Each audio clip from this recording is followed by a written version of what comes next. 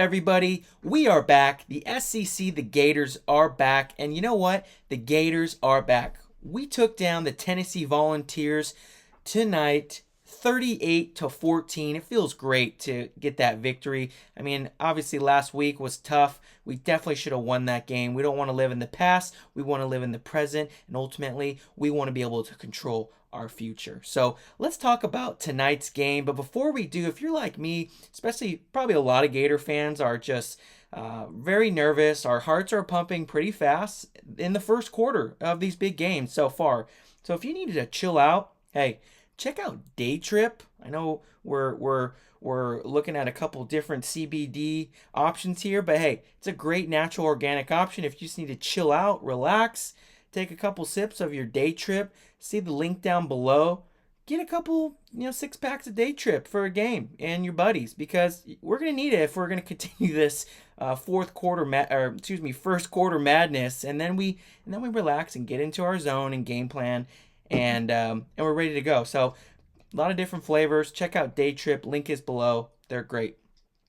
Let's get into this game, baby. Tennessee Volunteers took you down. Gator Nation, we won't back down, didn't back down. Hey, let's go. 38-14. Should have definitely been probably 50-7. One of their touchdowns was a long throw, which definitely blown coverage. Coach Mullen talked about that at halftime. Ultimately, we should have won this game 50-7. Copeland had a fumble right there before the first half. Momentum would have kept rolling. So yeah, I'm seeing like 50-7 maybe. But we'll take the dub, we'll take the victory. We're glad to be back. And ultimately, let's get into the stats. Let's talk about Emery Jones. Let's talk about our three-headed monster at running back. I mean, amazing. It's going to be hard to beat us because we are rushing all over you.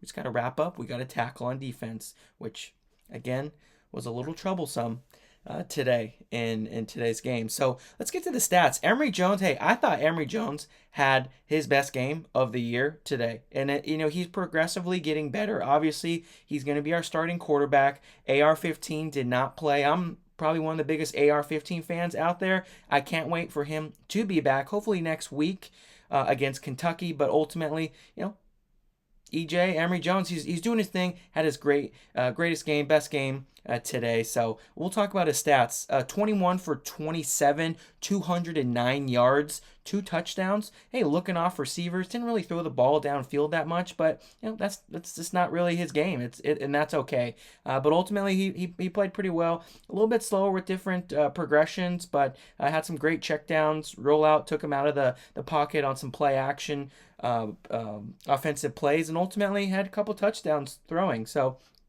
again, EJ had his best game in my personal opinion. Rushing, he had a long of a 49-yard rush, which was awesome to see. I mean, obviously we know he can run.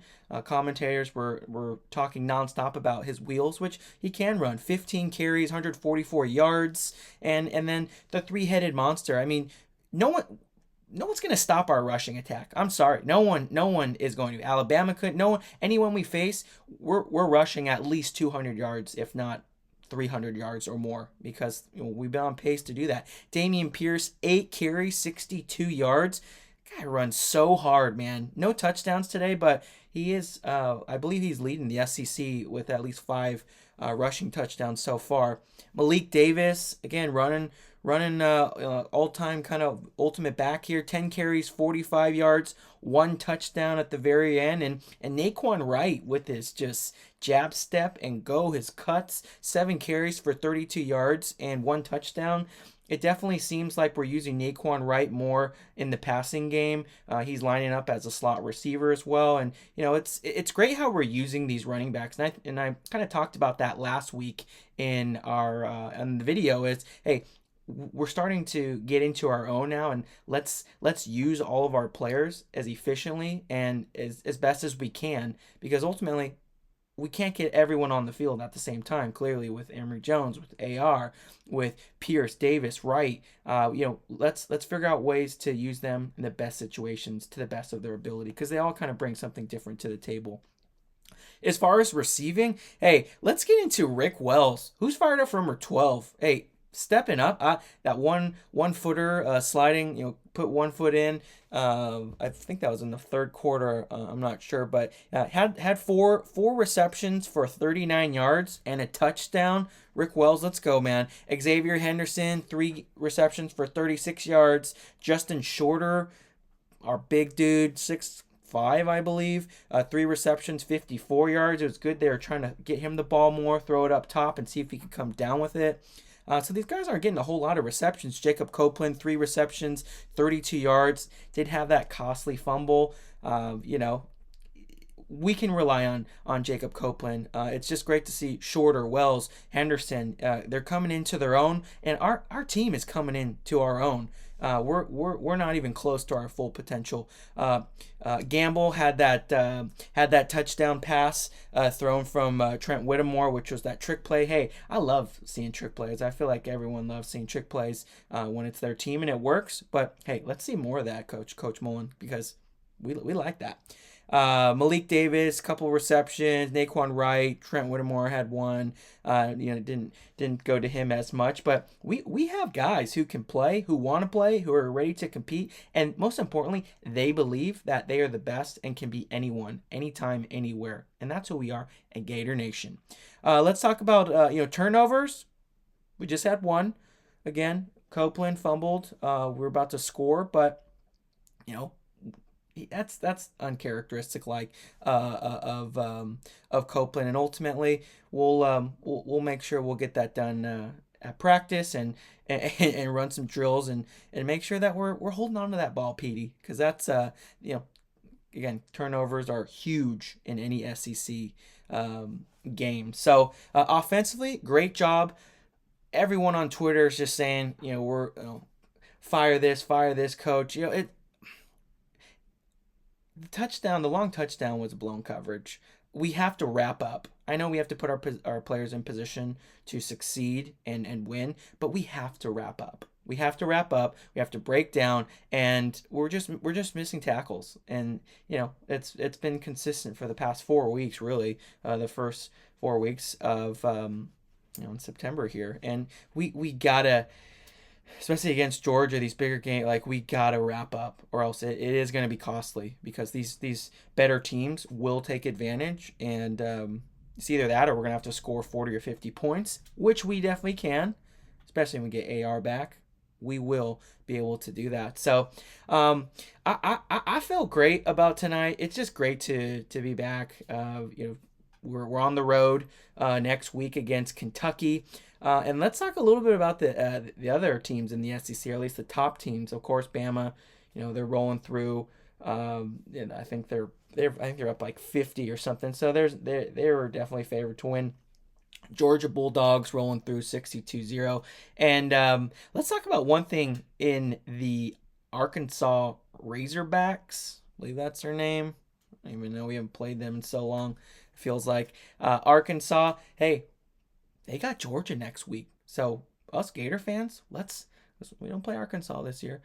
Let's be the biggest Arkansas fans next week, 12 p.m. Eastern Standard Time.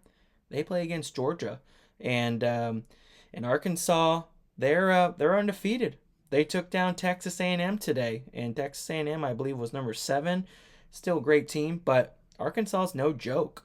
So we're big fans of you next week. We're going to take care of Kentucky, but ultimately let's just have Georgia lose every game, and let's beat them. Let's get to the SEC championship again. So hey, we're really excited again. Our team is coming into its own. We really are. And it's just great to see. I feel like every fan and if you're really watching how to use these players, it's like we don't even know how good we could be. And that's kind of the scary part. Obviously, we're rushing like crazy, and we're taking down teams with really running the ball on the ground and pound offensive schemes, and that's really kind of what Dan Mullen's been known for. Obviously, he's a great quarterback whisperer, and he's coached a lot of quarterbacks over the years. But ultimately, they've all been able to run, and the offense stats are really favored by rushing rather than passing. We're going to have to be able to throw the ball down the field.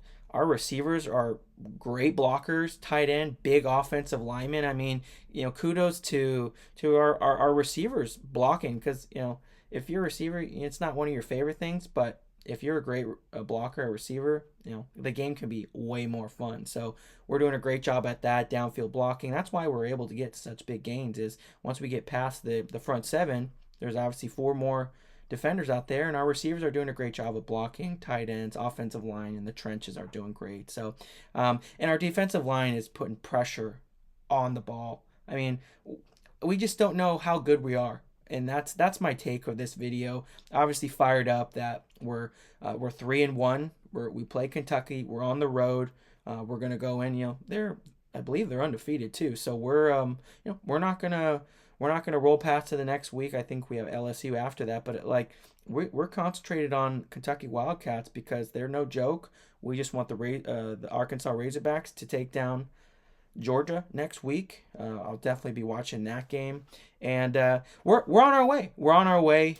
We are ready to go. We are fighting. We're fighters. We won't back down. And this is Gator Nation, baby. Ultimately, let's get it. Let's get it. Let's get another victory, and I'm excited. I'm excited. Hope you guys are excited. We'll see you next week. Go Gators. Let's go, baby.